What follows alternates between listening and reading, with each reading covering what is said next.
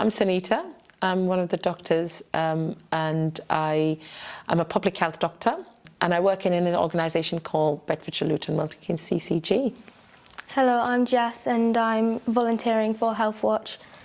So the first question is, I want to have a baby when I'm older, so will having the vaccine make me infertile? No, so lots of evidence to say that there is no risk of the vaccine causing any problems with fertility. We've even given it to pregnant mums and they have not had any problems. Lots of women have gone on to have successful, healthy pregnancies after having the vaccination. So there is no evidence to suggest that there is going to be any long-standing issues, and particularly nothing to do with fertility at all. Although there is a lot of stuff in the social media suggesting that is the case, but we've got lots of evidence now to say that there is no risk between the vaccine and fertility. So how would you go about like declining all of the suggestions about the vaccine making you infertile? Yes, so we are doing a lot of work getting people who've successfully had pregnancies after the vaccinations to tell us about the stories, but also women who have probably doubted the vaccine and then didn't get the vaccine and then became quite ill with it. And we are trying to use the facts that we know from the research and evidence to take it out to young women.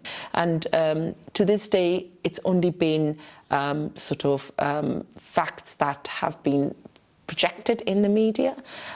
We've not had any kind of cases to say that because women have had vaccine that they've become infertile. So it's not substantiated with evidence. And there's millions and millions of vaccinations that's happened all over the world.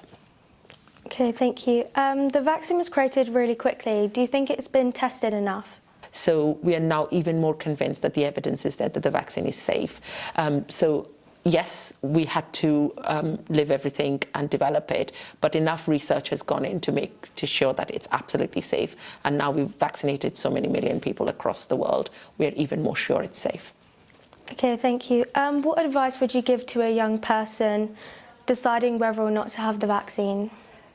We've got national experts looking at the evidence all the time around which young people are getting more infected and how they're suffering and what long-term conditions they're developing. They become really, really ill if they get infected. So most definitely, if a young person is in those categories and they've been called in for the vaccine, there is no reason for them to not take it, because taking it will protect them.